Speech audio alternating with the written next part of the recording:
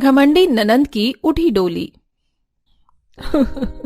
हाय मेरी बच्ची, मेरे कलेजे का टुकड़ा मुझे छोड़कर जा रही है। पता नहीं तेरे बिना मेरा दिल कैसे लगेगा, मैं कैसे रहूंगी। मैं भी आपको बहुत मिस करूंगी माँ। बस कीजिए स्वीटी दीदी, ज्यादा मत रोइए वरना आपका मेकअप खराब हो जाएगा। चलिए जल्दी से गाड़ी के अंदर बैठ जाइए, सब लोग इंतजार कर रहे हैं। अच्छा मम्मी, मैं चलती हूँ। एक तरफ ननंद अपनी विदाई में बहुत ज्यादा रो रही होती है, तो वहीं उसकी तीनों भाभियां जो कि काफी ज्यादा खुश थीं, आपस में खुसर फुसर कर रही थी। आज तो मेरे दिल के अंदर मोतीचूर के बड़े बड़े लड्डू फूट रहे हैं। आखिरकार हमारे ससुराल से इस ननंद की बला जो हमेशा के लिए टल रही है। मेरा बस चले तो आज मैं नाच नाच कर डांस फ्लोर ही तोड़ दूं, इतनी ज्यादा खुशी हो रही है। अरे अब ये बारात वाले दही की तरह की जम गए। जाओ भी दुल्हन लेके। एक तो हमारी सास जौक की तरह कार से चिपक गई हैं, लगता है लटक कर ससुराल तक जाएंगी। आखिर स्वीटी की तीनों भाभियां ननंद की विदाई होती देखकर इतनी ज्यादा खुशियां क्यों मना रही थी। जहां रुचिका और गुंजन ब्राइडल रूम में बैठी होती हैं, वहीं फुल टशन में स्वीटी अंदर आती है और मेकअप वाली से घमंड में कहती है, लिसन टू मी मेकअप वाली, मैं तुमसे बात कर रही हूँ, जल्दी से मेरा टच अप कर दो, इन दोनों का मेकअप बाद में करना। तभी गुंजन थोड़ा गुस्सैल अंदाज में बोलती है, अरे ओ बहन जी, हो कौन तुम? बीकानी शादी में अब्दुल्ला दीवाना? अरे हम दोनों होने वाली दुल्हन हैं, बाला वाली को हमने अपॉइंट किया है, तो मेकअप पहले हम करवाएंगे, समझ गई तुम? अब बाहर जाओ। तभी शेफाली अंदर आकर बात को संभालती है, गुंजन रुचिका इसे मिलो, ये स्वीटी है, हम तीनों की इकलौती ननन, कल ही हैदराबाद से आई है। रुचिका थोड़ा फुसफुसाती है, गुंजन जिठानी जी, इसके बारे में बताया था, ये बहुत घमंडी है, पूरी की पूरी साइको है, इसे ही करवा लेने तो पहले मेकअप। ये ननन ना बड़ी नखरीली होती है, पता चले ससुराल में हम दोनों से चुल मचाने लगे। सॉरी सॉरी स्वीटी दीदी, आइए पहले आप मेकअप करवा लीजिए, हम आपको पहचान नहीं पाए। ये पहली मुलाकात याद रहेगी भाभी, इस इंसल्ट का बदला मैंने सोच समेत नहीं लिया तो स्वीटी नाम नहीं मेरा। Just wait and watch my trio bhabhis. दरअसल सुजाता देवी की 4 संतान, जिसमें 3 बेटे अंकित, अनूप और विवेक के बाद चौथी लाडली बेटी स्वीटी थी, जो कि नेचर के बहुत ज्यादा घमंडी मिजाज वाली थी। उसके घमंडी बर्ताव से शेफाली बहुत अच्छी तरह से वाकिफ थी, जबकि रुचिका गुंजन के लिए ननंद का नखरीला बर्ताव झेलना बाकी था। आ जाओ मेरी प्यारी प्यारी बहू, तुम्हारा स्वागत है, सीधे पैर से कलश गिराकर अंदर आ जाओ। जी मम्मी जी। जैसे ही दोनों अंदर आती हैं तो स्वीटी रास्ता रोक लेती है, नो वेज भैया भाभी, आज ऐसे अंदर जाने को नहीं मिलेगा, एंट्री फीस भरनी होगी। तेरे लिए तो हमारी जान भी हाजिर है मेरी प्यारी बहना, बता तुझे क्या चाहिए? अरे मेरे प्यारे प्यारे भैया, आप सबकी तो जेब तो आपकी कंजर सालियों ने काट ली, अब मेरी बारी है भाभियों को लूटने की। चलो चलो मेरी प्यारी प्यारी नई नवेली भाभियों, अपनी इकलौती ननंद को नेक दो। दोनों अपना पर्स टटोलती हैं और 500 रुपए निकाल कर ननंद को देती हैं। ये लो हमारी प्यारी प्यारी ननंद, तुम्हारा नेक, अब खुश हो ना? बस 500 का पत्ता? अरे भाभी, इससे ज्यादा तो मैं वेटर को टिप दे देती हूँ, इसमें तो मेरी एक लिपस्टिक भी नहीं आएगी, बट थैंक्स, आप दोनों का प्यार समझकर मैं इसे रख लेती हूँ। ऐसा बोलकर स्वीटी गुंजन के गले लगकर घमंड से उसके कान में फुसफुसाती है, कैसा लगा इज्जत का फालूदा बनते देखकर मेरी प्यारी प्यारी भाभी?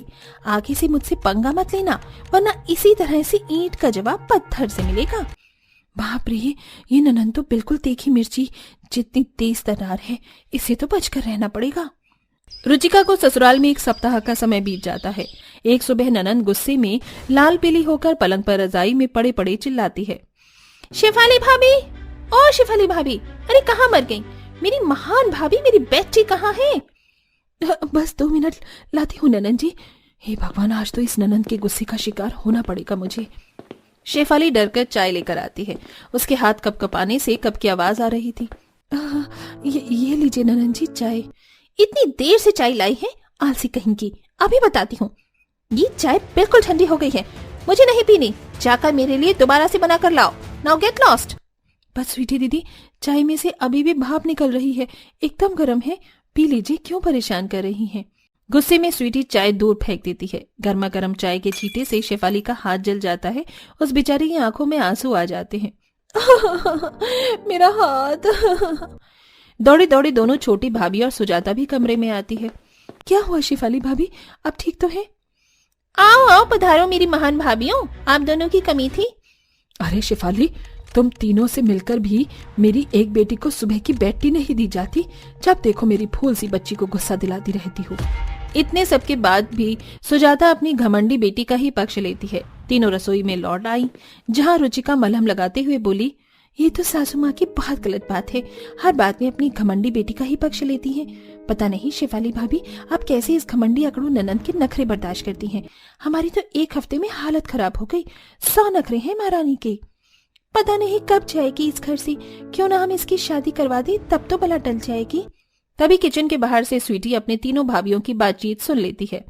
अच्छा जी, तो यहाँ मेरी तीनों भाभी मुझे मेरे घर से भगाने की साजिश कर रही हैं।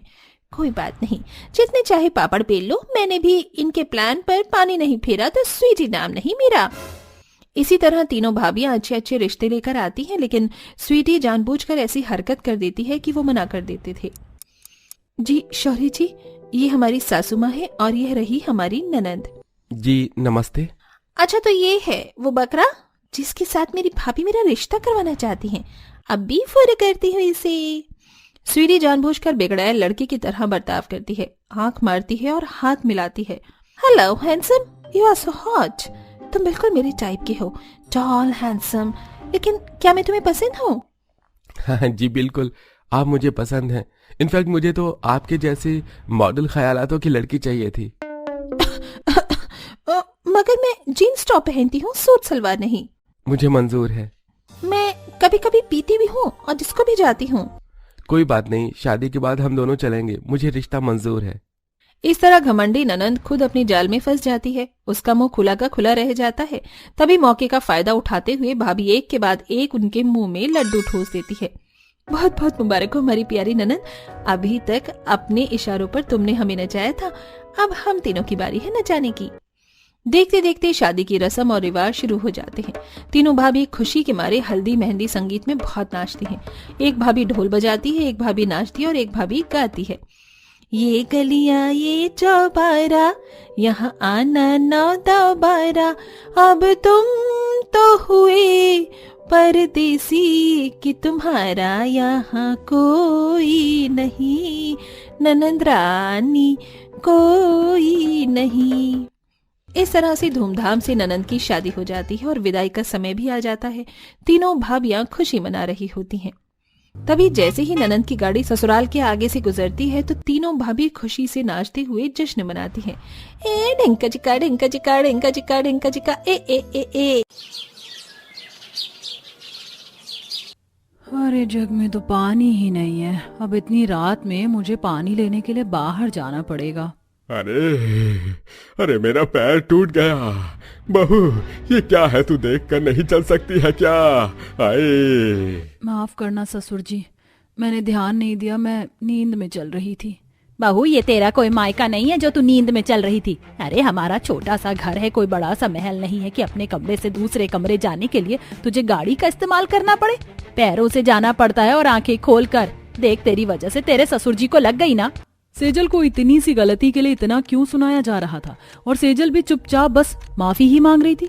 सेजल अपने ससुराल वालों की बातें चुपचाप जाकर क्यों सुन रही थी, पूरी बात क्या थी, ये जानने के लिए हमें कहानी में कुछ समय पहले चलना पड़ेगा। माँ पापा, आप लोग मान जाओ ना, मैं सच में रोहित से बहुत ज्यादा प्यार करती हूँ। हम दोनों एक दूसरे के साथ 5 साल से हैं और अब आप ये कह रहे हो कि मैं 5 साल का रिश्ता तोड़ दूं?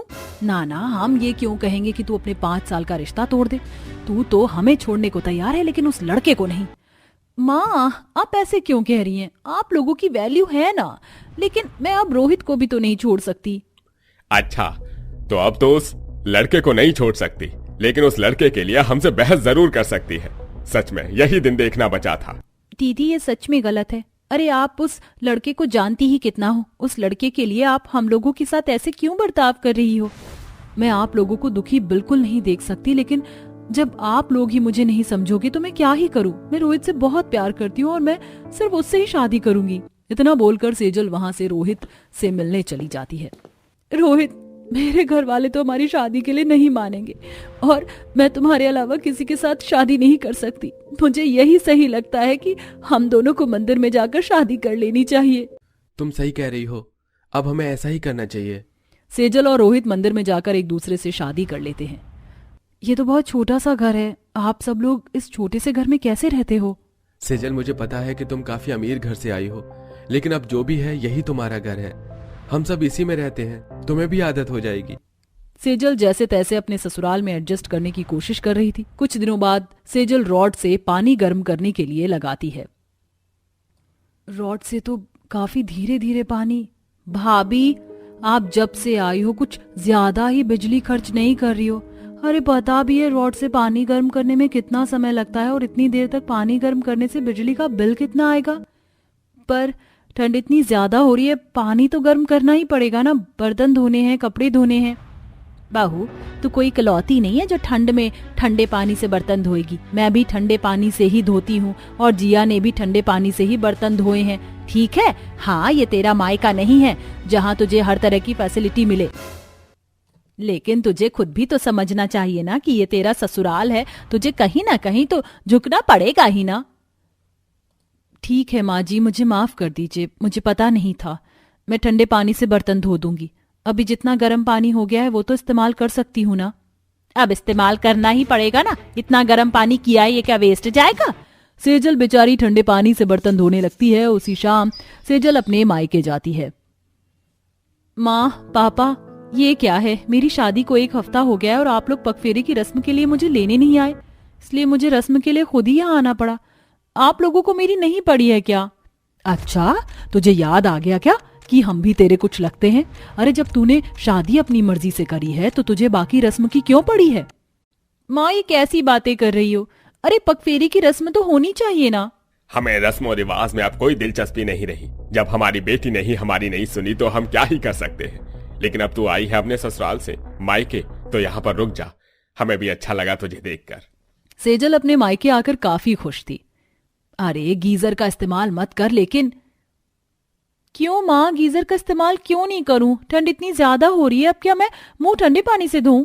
ये कैसी बातें करिए? तेरा ससुराल देखा है ना तूने, कितना गरीब है, और तेरे ससुराल में तुझे ठंडे पानी की आदत डालनी है। हम तुझे लाड तो लड़ा नहीं सकते, इसीलिए यहाँ भी तू ठंडे पानी से ही कर जो करना है। ससुराल से मायके में आई ये सोचकर थोड़ा यहाँ चैन मिलेगा, लेकिन यहाँ भी चैन नहीं है मुझे। सेजल अपने मायके से भी नाखुश होकर वापस अपने ससुराल जाती है। माँ जी, फ्रिज में तो सब्जियां ही नहीं है, मैं सोच रही थी आज सबके लिए कोई अच्छी सी सब्जी बना दूं। बहू, हमारे घर पर दाल चावल रोटी बनती है 2 टाइम। हमारे घर पर सब्जियां लाने के लिए पैसे नहीं है। पता है सब्जियां कितनी महंगी हो रही हैं। माँ जी, लेकिन सब्जी तो हमारे लिए जरूरी होती है ना, और बिना सब्जी के खाना कैसे बनेगा? इतने दिनों से दाल चावल ही तो खा रहे हैं। बहू, तू हर बार ऐसे ही बात क्यों कहती है जैसे तू पता नहीं कहाँ से आई है? अरे हमारे घर में हम सब ऐसे ही रहते हैं, हम सबको आदत है, तो सबके लिए दाल चावल बना दे। माँ, मैंने आपसे कहा था ना कि आज मुझे चीज पराठा खाना है, फिर आपने चीज पराठा क्यों नहीं बनाया?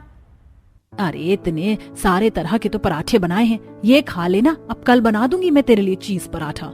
नहीं नहीं, बिल्कुल भी नहीं। जब तक चीज पराठा नहीं मिलेगा मैं तब तक खाना नहीं खाऊंगी। मैं अभी तेरे लिए चीज लेकर आता हूँ और फिर तेरी माँ चीज पराठा बना देगी। मेरे मायके में जो चीज मैंने मांगी हो वो कहीं से भी मुझे ला कर देते थे, लेकिन ससुराल में तो बोलने पर भी कोई चीज आ ही नहीं रही है। सेजल अपने पति के साथ मायके जाती है जहाँ हीटर की गर्माहट आ रही थी। तुम्हारे मायके में तो हर तरफ इतनी गर्माहट है, ठंड का बिल्कुल भी पता ही नहीं चल रहा है। हाँ, यहाँ पर हर समय हीटर चालू रहता है ना।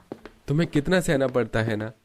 अरे दामाद जी, सहना तो पड़ेगा ही ना, लव मैरिज में इतना तो कष्ट झेलना ही पड़ता है। वैसे हमें कितनी भी नाराजगी हो, लेकिन हमें पता चला कि दामाद जी जन्मदिन के लिए आ रहे हैं, तो हमने स्वागत में कोई कमी नहीं रखी। अरे सेजल, कितने दिनों बाद तुझे हीटर के आगे बैठने को मिला है। वैसे दामाद जी ने तो पहली बार हीटर देखा होगा ना। माँ, बस करो, जब से हम आए हैं तब से आप हमें ताने ही दिए जा रही हो। अरे ऐसे ताने ही देने थे तो हमें बुलाया ही क्यों? रोहित, चलो यहाँ से। सेजल गुस्सा करते हुए घर आ जाती है। लव मैरिज करके मुझे ना मायके में सुकून ना ससुराल में। मायके वाले भी ताने देते हैं, ससुराल वाले भी हर वक्त ताने ही देते रहते हैं। सेजल जैसे तैसे रात में सो जाती है कि तभी अचानक उसकी आंख खुलती है। माफ करना, मैं नींद में थी, थकी सोई थी, इसलिए मुझे दिखाई नहीं दिया। मैं आगे से ध्यान रखूंगी। बहू, तुझे हमने बहुत बार समझा दिया, लेकिन शायद तुझे हमारी बात समझ नहीं आती है। लेकिन तू सच में ध्यान रख, ये तेरा ससुराल है जो बहुत छोटा सा है। हम भी एडजस्ट कर रहे हैं, तू भी थोड़ा एडजस्ट कर ले। अगली सुबह से सेजल को काफी तेज बुखार था, इसलिए वह शाम तक अपने कमरे से बाहर नहीं निकली। माँ, भाभी सुबह से कमरे से बाहर नहीं निकली। हमने भी तो बहू को कभी समझने की कोशिश नहीं की। दरअसल हम अपनी बेटी से मिलने आए हैं। बहू, हमें माफ कर दे। तू इतना एडजस्ट करने की कोशिश कर रही थी, लेकिन हमने तेरे साथ कितना गलत किया। बेटा, हमें भी माफ कर दे। तूने अपनी पसंद से शादी करी, इसलिए हमने तेरे साथ कितना गलत बर्ताव किया, लेकिन हमें अपनी गलती समझ आ गई है। बहू, हम भी अब तेरे साथ कभी सख्ती से बर्ताव नहीं करेंगे। मुझे मायके और ससुराल दोनों में ही सुकून नहीं मिला, लेकिन आप लोगों ने बस मेरे सुकून के लिए इतना सब कर रहे हो। मुझे सच में बहुत अच्छा लगा। इसी के साथ अंत में सेजल के मायके और ससुराल वाले दोनों को अपनी गलती का एहसास हो जाता है और वह सब ठीक करने की भी कोशिश करते हैं।